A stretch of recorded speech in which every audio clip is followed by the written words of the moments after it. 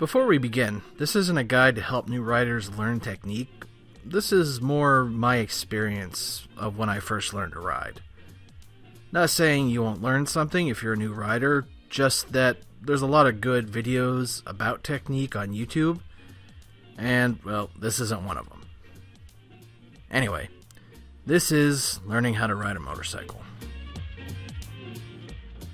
I wish I could tell you I had some sort of epiphany, and one day some power decided that I would know my path in this universe, and it involved motorcycles.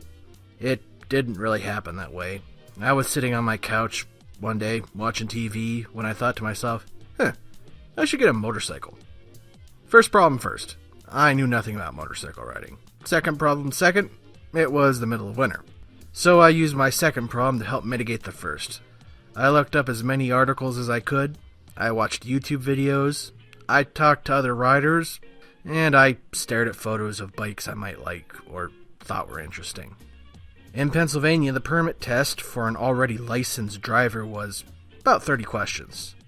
Now, some of these questions were kinda crazy. Stuff like, if you're in the inside track, and you're about to go through 3 sharp corners, which track should you be in when you exit the last corner? Which was followed up by a question that simply said, what does this sign mean?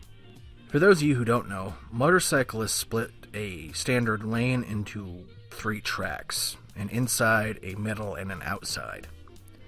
The inside track is usually where you want to be. It gives you the most visibility and, maneuverability if something goes horribly wrong. The outside track isn't bad, but it tends to hide you, and if you have to dodge right, you're going off the road. The middle is not bad, but on wet days, all of the oil and rocks that end up spilling in that part, they turn it into an oil slick. Anyway, I got my permit, and I started shopping. For about $1,200, I got my first bike, a 1986 Honda Shadow. The guy who sold it to me did the whole trick of, I got a guy coming to look at this right after you, and he says he's gonna buy it. I was younger and dumber, and I bought his bit. The bike itself, its oil was pitch black. Its front forks leaked. The coolant was dark, the fuel petcock was leaking, and the tank, it was full of rust. This never stopped it from being the best thing I ever bought. The guy I bought it from was nice enough to drop it off at my house because I couldn't yet ride, for a small fee of $20. He was also nice enough to only leave about a cup of gas in the tank. Anyway, I pulled it into the backyard and turned the key on. All the lights lit up. I knew from my book learning standpoint exactly what I needed to do. I put the bike in neutral, I pulled in the clutch, and I pressed the start button. It started right up. I was sitting on top of this machine and it was ready to roll, but I was not. The first day I would put it into first gear and slowly let the clutch out until it bit and go across the patio. Then once I reached the edge, put it back in neutral and back it up. And over, and over, and over, and over again I did this. Just trying to find what it felt like. Every time I got moving more than a few miles per hour, it felt like I was out of control. It felt like I was going to tip over. It's amazing how big a motorcycle is when you first get on one. Subconsciously, I was thinking it was nothing more than a big, heavy bicycle. In reality, it's 500 pounds of metal, rubber, and gasoline. I needed help. So I asked a friend who had been riding for years. Let's call him Bill. I spent the next day putting around Bill's driveway on a dirt bike, just trying to get the grasp of the concept. Now, I had never used a manual transmission before, so that was my largest hurdle. The next day, Bill rode my motorcycle out to a parking lot, and from there, I learned to ride my own bike. After a lot of getting comfortable with the gears and shifting and downshifting, I decided it was time to hit the road. So on a warm May day, I set out from my training parking lot, and I decided it was time to put some fresh gas in my bike. I had my leather jacket, which wasn't for riding. I had my helmet, which was for an ATV. I had my goggles, which Nobody wears goggles, and they were also for an ATV. And I had my bike, which was the most perfect thing in the world. I pulled into the local gas station, and it was full of motorcycle riders.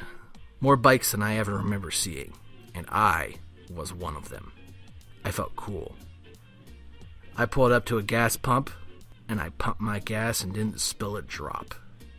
I looked around, made sure everything was squared away with my bike, and I got on it and fired it up. I had never felt so cool. So cool, in fact, that the universe looked down at me and was like, yeah, no. And as I pulled away, I realized I forgot to put my kickstand up. I definitely was not the coolest guy in the parking lot anymore.